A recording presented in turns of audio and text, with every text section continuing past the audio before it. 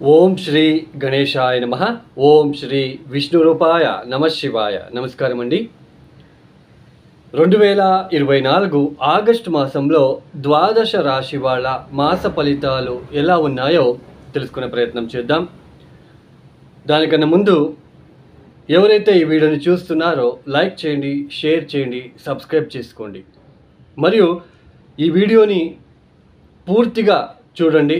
ఇక్కడ చెప్పే పరిహారాలని కూడా మీరు చేసుకొని తర్వాత మీరు కామెంట్ రూపంలో పెట్టండి ఎలా అనిపిస్తుందో.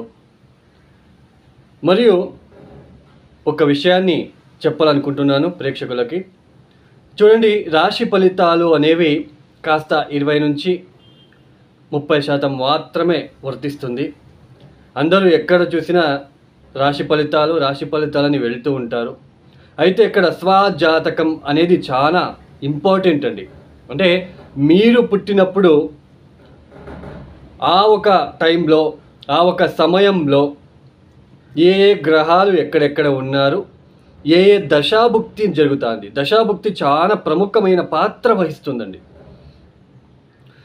ఇప్పుడు కొంతమంది మీరు చూడవచ్చు, నిన్నటి వరకు బాగుండే జీవితాలు ఈ రోజు నుంచి ఆల్రెడీ ఒక్కొక్కటే సడన్గా జాబ్ పోవడము, సడన్గా భార్యాభర్తల మధ్య కలహాలు రావడము, లేదా ఆరోగ్యం క్షీణించడము, లేదా ఆర్థికపరమైన ఇబ్బందులు ఎదుర్కోవడము, లేదా నిన్నటి వరకు మనతో బాగున్న వ్యక్తులే మనకి ఈరోజు ఈ క్షణం నుంచి మనకి ఇబ్బంది పెట్టాలనుకోవడము, ఇవన్నీ కూడా దశాభుక్తుల వల్ల జరుగుతుందండి.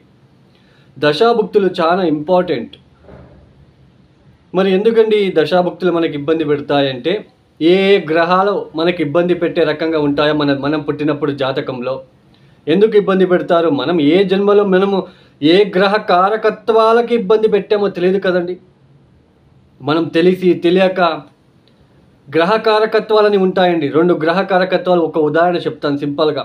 ఒక గ్రహానికి వేల కారకత్వాలు ఉన్నాయండి. ఇప్పుడు సూర్యుడు తీసుకోండి, పితృకారకుడు. గవర్నమెంట్ రిలేటెడ్ జాబ్స్, గవర్నమెంట్ ఉద్యోగస్తులకు అందరికీ కూడా సూర్యుడు చాలా బలిష్టంగా ఉంటేనే గవర్నమెంట్ రిలేటెడ్ జాబ్ వస్తాయి. తర్వాత దేవతా కార్యాలకి తలచిపెట్టిన, ఇబ్బందులు పెట్టిన సూర్యుడు బలహీనపడతాడు. తర్వాత ట్యాక్స్ సరిగ్గా కట్టకపోయినా సూర్యుడు బలిష్టంగా లేకుండా బలహీనపడుతూ వెళ్తాడు. గవర్నమెంట్ ఉద్యోగంలో ఉండి సరైన ఉద్యోగం చేయకపోతే కూడా సూర్యుడు బలహీనపడుతూ వెళ్తాడు.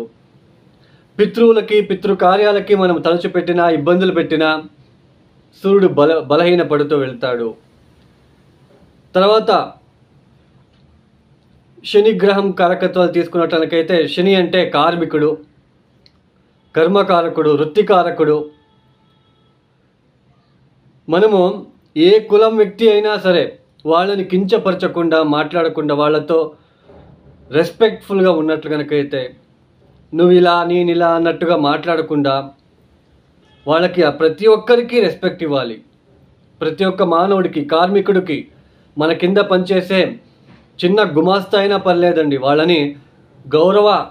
వాళ్ళకి గౌరవ మర్యాదలు ఇచ్చి పుచ్చుకొని వెళ్తూ ఉండాలి.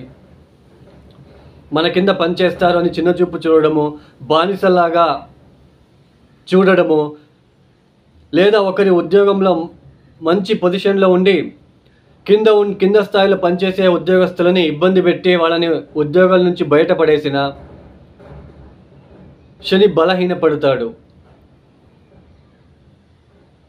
సో తర్వాత బుధుడు అంటే బుద్ధికారకుడు, మేనమావయ్య, జ్యోతిష్యము, చార్టెడ్ అకౌంటు. ఈ రంగాల్లో పనిచేసే వాళ్ళందరూ కూడా కరెక్ట్గా పనిచేస్తూ వెళ్ళాలి. జ్యోతిష్యుడు అబద్ధాలు చెప్పి డబ్బులు ఎక్కువ తీసుకొని మోసాలు చేసిన, చార్టెడ్ అకౌంట్లో పనిచేసేటప్పుడు లేనిపోనివన్నీ సరిగ్గా కంపెనీలకి నష్టాలు వచ్చేలా చేసిన బుధుడు బలహీనపడతాడు. అది మనకి ఈ క్షణంలో బాగుంటుందండి, కానీ ఏదో ఒక రూపంలో మనకు అది నెగిటివ్గా మారుతుంది. ఏ గ్రహ కారకత్వాలకి ఇబ్బంది పెట్టకుండా మనం ఉన్నట్లు కనుకైతే ఆ గ్రహం కాస్త మనకి ఒకరోజు మనకి బలిష్టమై మనకి మంచి ఫలితాలు ఇస్తుంది. గ్రహ కారకత్వాలకు ఇబ్బంది పెడితే వాళ్ళ దశాభుక్తులు వచ్చినప్పుడు వాళ్ళు మనకి ఇబ్బంది పెడతారు.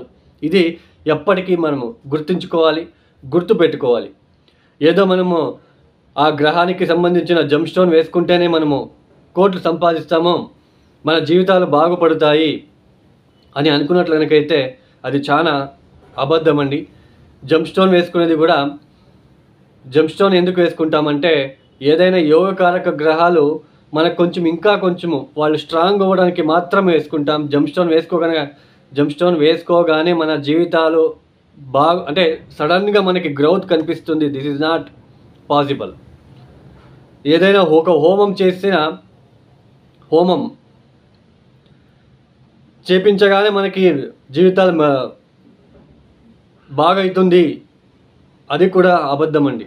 అక్కడ ఏ దశాభుక్తి జరుగుతుంది, వాటికి సంబంధించిన పరిహారాలు, అక్కడ హోమం అవసరం ఉందా లేదా మనమే పరిహారాలు చేసుకోవాలా? ఇంకొకటి ఎగ్జాంపుల్ అండి, బుధుడు అంటే బుధ కారకత్వాలు గ్రీన్ కలర్ అండి. మనం చెట్లని ఎన్ని పెంచుతామో, ఎన్ని నాటి పెంచుతామో అంత బుధుడు బలిష్ఠుడవుతాడు. సో ఇలా అండి. సో ఇది చెప్పాలనుకున్నాను, చెప్పేశాను. ఇదే 2024 ఆగస్ట్ మాసంలో ఏ గ్రహాలు ఏ రాశిలో సంచారం చేస్తున్నారో అది తెలుసుకున్నట్లయితే రాహు మీనరాశిలో సంచారం, కేతు కన్యా రాశిలో సంచారం, శని వక్ర మార్గంలో కుంభరాశిలో సంచారం, గురువు గారు వృషభంలో సంచారం, కుజుడు ఆగస్ట్ 26వ తేదీ వరకు మాత్రమే వృషభంలో సంచారం, తదుపరి మిథున రాశిలో సంచారం, సూర్యుడు ఆగస్ట్ 16వ తేదీ వరకు కర్కాటక రాశిలో సంచారం, తదుపరి సింహ రాశిలో సంచారం, శుక్రుడు ఆగస్ట్ 25వ తేదీ వరకు సింహరాశిలో సంచారం, తదుపరి కన్యా రాశిలో సంచారం, బుధుడు ఆగస్ట్ 5వ తేదీ నుంచి ఆగస్ట్ 27వ తేదీ వరకు వక్ర మార్గంలో సింహరాశిలో సంచారం చేయబోతున్నారు. ఈ ఒక గ్రహ సంచార రీత్యా ద్వాదశ రాశి వాళ్ళ ఫలితాలు ఎలా ఉన్నాయో తెలుసుకుందాం. మకర రాశి. ఈ మకర రాశి వాళ్ళకి ఆగస్టు మాసంలో ఏ గ్రహాలు యోగిస్తున్నారు అని తెలుసుకున్నట్లయితే ముఖ్యంగా పంచమ స్థానంలో ఉంటున్న గురువు, తృతీయ స్థానంలో ఉంటున్న రాహు, ఆగస్ట్ 26వ తేదీ తర్వాత మారబోతున్న షష్ఠ కుజుడు పంచమాన్ని నుంచి వెళ్ళి షష్ఠానికి వెళ్ళి సంచారం చేయబోతున్నారు. కాస్త శుక్రుడు కూడా మనకి శుభ ఫలితాలని అందిస్తున్నారు. అయితే ఈ ఒక మాసంలో మీకు వక్రించిన శని వలన కాస్త మానసిక ప్రశాంతత కావచ్చు, ఆర్థిక పరమైన చిన్నపాటి ఇబ్బందులు కావచ్చు, వేళకు భోజనాలు చేసుకోలేకపోవడము, నోటికి సంబంధించిన చిన్నపాటి ఇబ్బందులు కావచ్చు, పళ్ళ నొప్పి కావచ్చు, ఎక్సెస్ ఆఫ్ హీట్ కావచ్చు, భార్యాభర్తల మధ్య చిన్నపాటి ఇబ్బందులు కావచ్చు. ఇలా చిన్నపాటి ఇబ్బందులతో మీకు మాసం ప్రారంభమయ్యే అవకాశాలు ఎక్కువగా ఉంటాయి. తర్వాత ఈ యొక్క శుక్రుడు సంచారం దశమాధిపతి అష్టమ స్థానంలో ఉండడం అనేది అంత మంచి ఫలితాలు ఇవ్వదు. స్ట్రెస్ అనేది ఎక్కువగా ఉంటుంది. ఉద్యోగం చేసే చోటు స్ట్రెస్ అనేది ఎక్కువగా ఉంటుంది. తర్వాత నవమానికి వెళ్ళిపోతాడు. ఆగస్ట్ 26వ తేదీ తర్వాత నవమ స్థానానికి వెళ్ళిపోతాడు. కాస్త ప్రేమికులు మోసపోయే సూచనలు ఉంటాయి. లేదా ఈ ఒక మీడియా ద్వారా పరిచయమయ్యే స్త్రీల నుంచి లేదా పురుషుల నుంచి కాస్త ఇబ్బందిదాయకంగా ఉండే అవకాశాలు కూడా ఉంటాయి. ఇలా ఎన్ని ఇబ్బందులు ఒడదొడుకులు ఉన్నప్పటికీ కూడా ఈ కొన్ని గ్రహాల తాలూకా ఫేవరబుల్గా ఉండడం వలన గురుబలము, రాహుబలము, షష్ఠానికి వెళ్ళి మారబోతున్న కుజబలం వలన వాటిని నిలదొక్కుని మీరు ముందుకు సాగే ప్రయత్నాలు మీకు వస్తాయి. వాటిలో మీకు విజయం కూడా లభిస్తుంది. ఇలా ఎన్ని ఇబ్బందులు ఉన్నప్పటికీ గోచరంలో కొన్ని గ్రహాల తాలూకు మనకి ఫేవరబుల్ రిజల్ట్ వస్తుంది కాబట్టి వాటిని పెద్దగా మీరు లెక్కకి తీసుకోరు. మీరు ముందుకు సాగే ప్రయత్నాలు చేసుకుంటారు.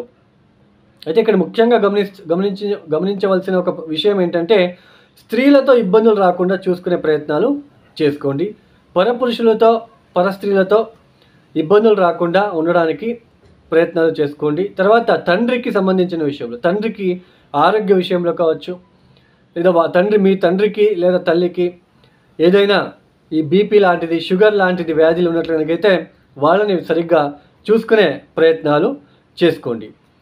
ఈ యొక్క మకర రాశి వాళ్ళు తర్వాత ఇక్కడ ముఖ్యంగా సైట్లు కొనుగోలు చేయాలనుకున్న వాళ్ళకి, తర్వాత భూమి విషయంలో, ఇంటికి సంబంధించిన నిర్మాణం విషయంలో అభివృద్ధిదాయకంగా కనిపిస్తుంది ఈ ఒక మాసంలో. మొత్తానికి మనకి పంచమ గురువు పెళ్ళి కాని వాళ్ళకి పెళ్లి విషయము, ఆర్థిక విషయంలో, తర్వాత ఈ ఒక సంతానం విషయంలో కూడా మనకి అభివృద్ధి అనేది కనిపిస్తూ ఉంటుంది. కొత్త కొత్త మిత్రులని కలుసుకునే ఒక ప్రయత్నం చేసుకుంటారు, బాగుంటుంది అని చెప్పుకోవచ్చు. ఈ మకర రాశి వాళ్ళు తప్పనిసరిగా ఈ ఒక సూర్యగ్రహ తాలూకా గోధుమ రవ్వతో చేసిన పాయసాన్ని నైవేద్యం రూపంలో పెట్టి, సూర్య టెంపుల్ ఏమైనా ఉన్నట్లయితే అభిషేకాలు, ఎరుపు రంగు వస్త్రాలని ఇవ్వడానికి ప్రయత్నం చేయండి. ఆయనకు ఎరుపు రంగు వస్త్రాన్ని, ప్యూర్ కాటన్ వస్త్రాన్ని ఆయనకి ఇవ్వడానికి ప్రయత్నం చేయండి. అక్కడ గోధుమ రవ్వతో చేసిన పాయసాన్ని నైవేద్యం రూపంలో పెట్టడానికి ప్రయత్నం చేయండి. కాలభైరవేశ్వరుడికి గాయత్రి మంత్రాన్ని చదువుకోవడానికి ప్రయత్నం చేయండి. తర్వాత ఈ యొక్క వృద్ధాశ్రమాలకు వెళ్ళి భోజనాలు అందించడానికి ప్రయత్నాలు చేసుకోండి.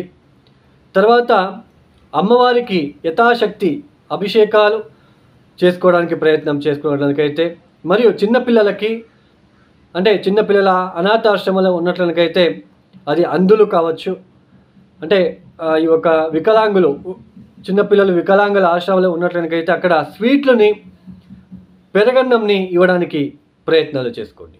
ఈ యొక్క వీడియో మీకు నచ్చితే లైక్ చేయండి, షేర్ చేయండి, సబ్స్క్రైబ్ చేసుకోండి. సర్వే జనో సుఖినో భవంతు. ధన్యవాదములు.